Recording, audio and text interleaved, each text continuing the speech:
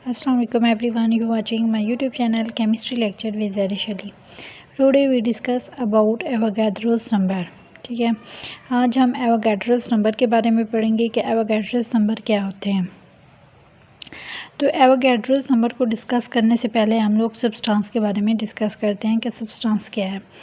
Substance जो है ये मैटर की इम्प्योर फॉर्म है, ठीक है, यानी मैटर की जो इम्प्योर फॉर्म होगी उसे हम सब्सटेंस कहते हैं। सब्सटेंस जो होता है वो आगे तीन चीज़ों से मिलके बनता है, या तो वो एलिमेंट से बना हुआ होता है, ठीक है, या फिर वो मॉलिक्यूल से बना हुआ होता है, या फिर वो फार्मूला यूनिट से मिलके बना हुआ होता है, ठीक है। अब एलिमेंट्स जो है, एलिमेंट्स किससे बना हुआ होता है? एटम से बना हुआ होता है। और मॉलिक्यूल में हम लोग एग्जांपल ले लेते हैं, हमारे पास है 1 गिलास ऑफ वाटर है। इस 1 गिलास ऑफ वाटर में millions and trillions of water के मॉलिक्यूल्स हैं। इसी तरह एक प्लेट है और उस प्लेट में हमारे पास सोडियम क्लोराइड का फार्मूला यूनिट है, ठीक है, ये है। अब हम लोग सपोज़ कर लेते हैं कि हमारे पास जो एलिमेंट है वो कार्बन है, ठीक है। अब हमें ये नहीं पता कि ये कार्बन जो है ये कितने एटम से मिलके बना हुआ है।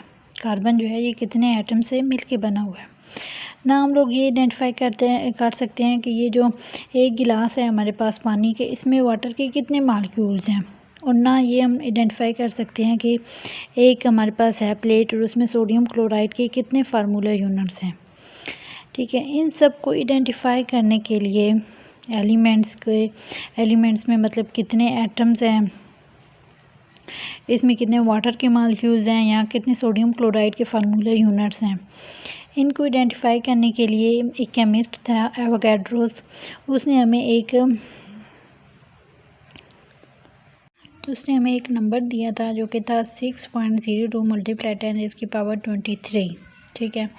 अब हम एवोगैड्रोस नंबर की डेफिनेशन को देख लेते हैं। डेफिनेशन है कि it is a collection of 6.02 multiply 10⁻23, ठीक है, 6.02 मल्टीप्लाई 10⁻23 पार्टिकल्स। तो इसमें अब ये पार्टिकल्स जो हैं ये या तो एटम्स हो सकते हैं, या मॉलिक्यूल्स हो सकते हैं, या फिर आइंस हो सकते हैं। एटम्स होंगे तो हम किसकी बात करेंगे? एलिमेंट्स की बात करेंगे। मॉलिक्यूल्स होंगे तो तब हमारे पास कोई भी मॉलिक्यूलर कंपाउंड वगैरह होगा। और अगर हम आइंस की बात करेंगे तो तब हमारे पास कोई आयनिक कंपाउंड होगा, लाइक जैसे इधर हम लोगों ने NaCl की बात की, ठीक है। अब हम लोग सपोज़ करें, हम लोग कहते हैं कि हमारे पास 12 पार्टिकल्स हैं, ठीक है। जब हम कहते हैं कि हमारे पास 12 पार्टिकल्स हैं तो माइंड में एक ही बात आती है कि हमारे पास 1 डोज है, ठीक है, यानी दर्जन है, एक दर्जन है हमारे पास।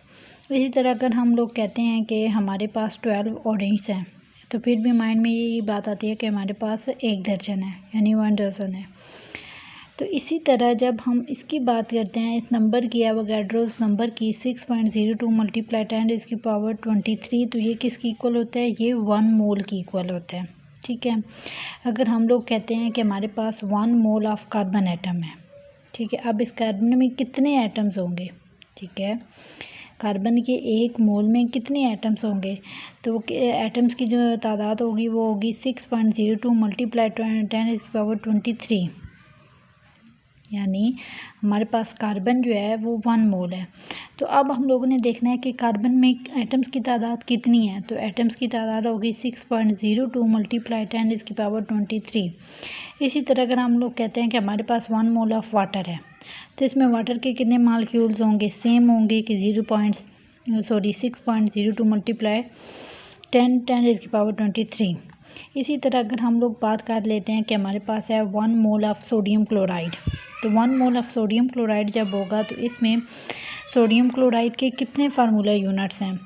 तो वो भी इसके इक्वल होगा 6.02 मल्टीप्लाई 10⁻23, यानी जहाँ भी बात होगी 1 मोल की तो हम लोगों को ये माइंड में रखना है कि 1 मोल की इसकी इक्वल होता है 6.02 मल्टीप्लाई 10⁻23। इसी तरह आगे हम इसकी रिप्रेजेंटेशन के बारे में बात कर लेते हैं कि एवोगैड्रोस नंबर को किससे रिप्रेजेंट किया जाता है। तो इसको Na से किया जाता है। इन दोनों वर्ड को कैपिटल लिखते हैं लेकिन इन्हें लिखा ऐसे जाता है, ठीक है, जैसे मैं आपको शो करवा रही हूँ ऐसे लिखा जाता है। ओके, अब हम आगे डिस्कस करते हैं।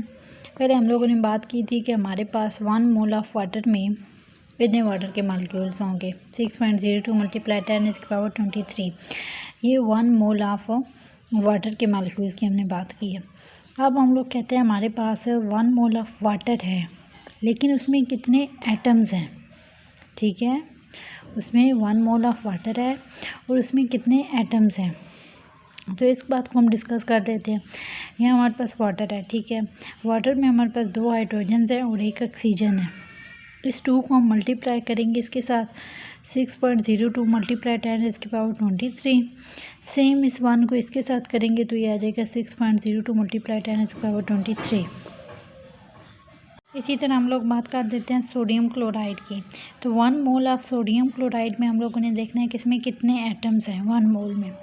तो इस तरह सोडियम के लिए भी क्या होगा, सोडियम के लिए भी होगा 6.02 मल्टीप्लाई 10⁻23 एंड सेम क्लोरीन के लिए 6.02 मल्टीप्लाई 10⁻23। तो ये होगा, अगर हम कहते हैं ना 1 मोल ऑफ सोडियम क्लोराइड है तो उसमें कितने फार्मूला यूनिट्स हैं, तो फिर हम कहेंगे कि उसमें 6.02 मल्टीप्लाई 10⁻23 है। लेकिन जब हम एटम्स की बात करेंगे तो हम लोग एटम्स लिखेंगे, एक ही इसमें सोडियम का एटम है और एक ही क्लोरीन का एटम है। तो 1 को हम लोग 6.02 मल्टीप्लाई 10⁻23 के साथ मल्टीप्लाई कर देंगे। Okay, this is all about Avogadro's number. Avogadro's number को कैसे कैलकुलेट किया जाता है, इंशाल्लाह नेक्स्ट लेक्चर में हम लोग मोल के बारे में डिस्कस करेंगे, जो बहुत इंपॉर्टेंट है। Thank you so much. Stay home, stay safe.